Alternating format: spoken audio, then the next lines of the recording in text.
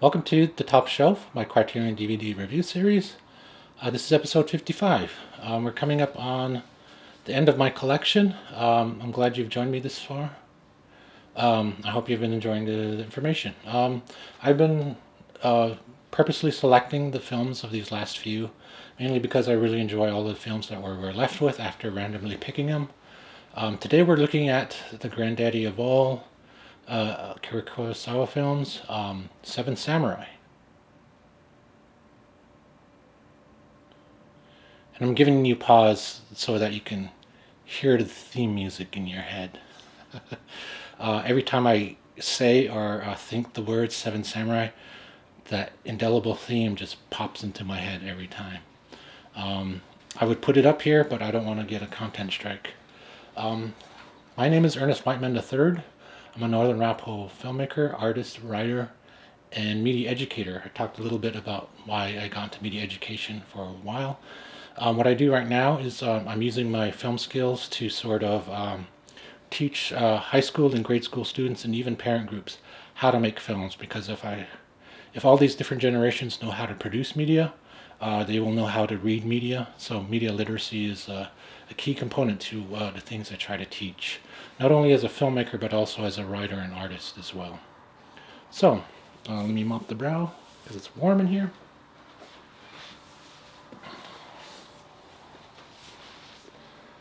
Seven Samurai. Alright, this is considered to be Akira Kurosawa's masterpiece. I think everybody knows the story. It's been retold many, many times in different ways. Seven Ronin are hired by a village of farmers to protect them from an impending bandit attack. But it also goes into themes of class and violence and honor and integrity. And you realize none of these samurai are the samurai you've heard about in literature, the code of honor, the dying for the Lord. And one of my favorite scenes is when Takeshi Shimura's Kanbei meets up with an old captain of his, and the last time they saw each other was in the middle of a battle. And his friend had a wall fall on him. And they're talking about what he was thinking of and what was possibly his last moments, and he doesn't share anything. He said nothing in particular. But the fact that after that battle they just broke up and they didn't stay, they didn't die for the Lord or the shogunate. They just left the battle and then became Ronin because, you know, they must have been defeated. And they all see this way of defending this village as a way of sort of regaining an honor that samurai is supposed to be given. And there's almost like 7 different archetypes of the sort of the warrior that this sort of set in place for all other films to come. There's the stoic leader who's compassionate. There's the loyal captain. There's the comedy guy. There's just the everyman samurai. Then there's the Zen warrior master that everybody sort of clambers onto. But what I like about that character, the Zen master, who's the height of perfection for when it comes to samurai, in the end, he still dies, you know? And that's sort of, I think, one of the key components or key ideas that Kurosawa wanted to portray with this portrayal of these samurai in this film. It's like they can have the highest of nobility, but in the end, no matter how zen, how great of a warrior they are, violence still brings them to an end. And he dies in the most undignified manner, if you think about it. And yet people still hold, oh, this guy's the best character. Yeah, but, you know, there's all these other ones, too, that have a pinch of humanity to them as well. There's the youthful novice that, you know, is unlearned in the ways of the samurai, but wants to learn, but it's really revealed that he's a rich man's son. And then there's Toshiro Mifune playing the wild animal beast. And the revelation of his character, I think, is probably the moment in this film that touches on class not only of the rich man's son and of the samurai, but also of the farmers and the peasants. And you realize there's more to this film when Toshiro Mifune's character just reveals who he is. He doesn't do it directly, but he does it through an idealistic speech.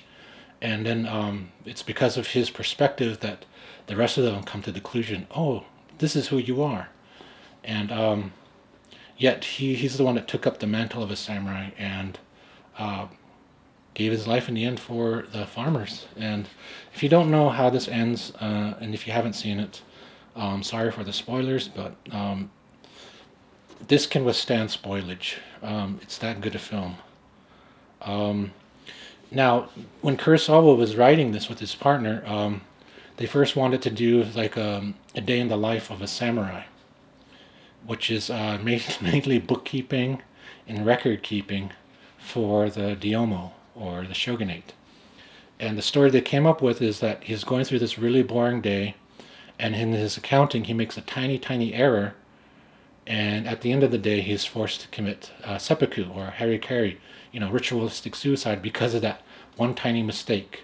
And they wanted to talk about these ornate ritual of samurais that are overly glorified, and in the end they thought that wasn't too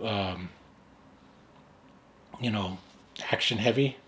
They wanted something that moved along, so they moved on to a second idea, which was a short vignette on the 5 greatest samurais. And one of them would include Miyamoto and some other.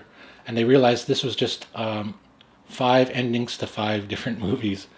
And so while they were doing their research, they found out that samurai would hire themselves out to protect farmers and villages, and that's where they came up with this idea for the 7th Samurai, and I'm glad they did.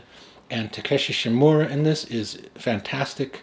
He made this, this came out the same year as Godzilla, which he was also a lead in. In fact, he's the lead character in Godzilla. And just to show you once again that the Shimura-Kurosawa collaboration is criminally overlooked. And this one, it's overpowered by Toshiro Mifune, who, while everybody had strict characteristics of their the character they're playing set to them and given to them, Toshiro Mifune was given free rein to act in any way he wanted, and that's how much trust that he had, Kurosawa had, for Mifune. This is in my top 10 films. Let's break out the glasses. This is from 1954. It's 207 minutes. 3 disc. The first disc is a restored high definition transfer, audio commentary by Stephen Prince and some other guys, theatrical trailers and teasers, which are pretty interesting to see, a gallery of film posters on the first disc.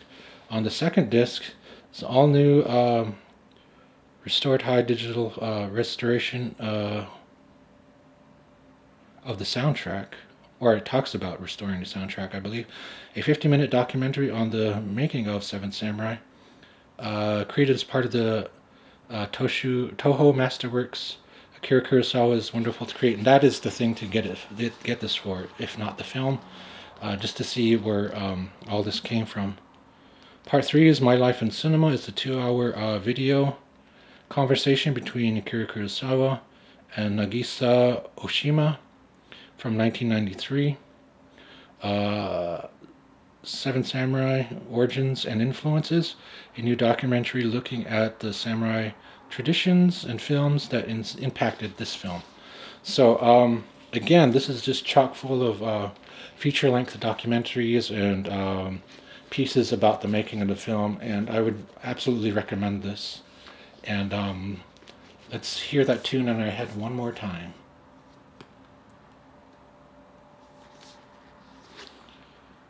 This one was another one that's early to the collection.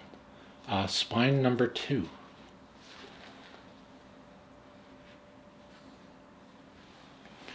Alright, that's it for all of my Japanese and all of the samurai films that I own from the Criterion collection.